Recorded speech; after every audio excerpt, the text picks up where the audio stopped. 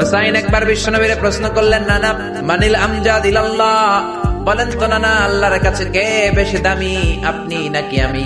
বিশ্বনবী বললেন, হুসাইন আনাল আমজাদ, আমি বেশি দামি। হুসাইন বলল, নানা জি আমি মানি না নানা।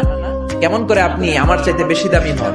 আপনার চাইতে আমি বেশি দামি। বিশ্বনবী বললেন, কাইফা যালিক, কেমন করে এটা? হুসাইন বলল, নানা জি তাহলে বলেন তো আপনার আব্বার নাম কি?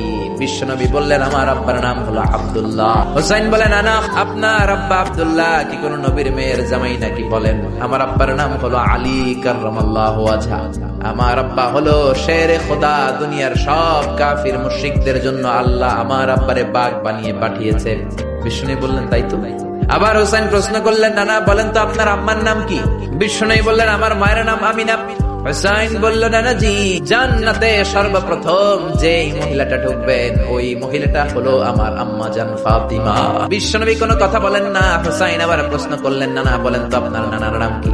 বিশ্বনবী বললেন, আমার নানার নাম হলো ওয়াহাব ইবনে আব্দে মানাফ। হুসাইন বলে, নানা আপনার নানা ওয়াহাব রে কে চিনে? আর আমার নানারে চিনে না এমন কোন মানুষ পৃথিবীতে নাই। এই হলো আমার নানা। এবার বলেন কে দামি?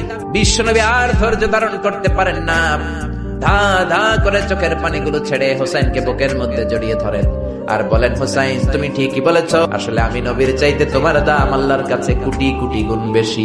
সুবহানাল্লাহ।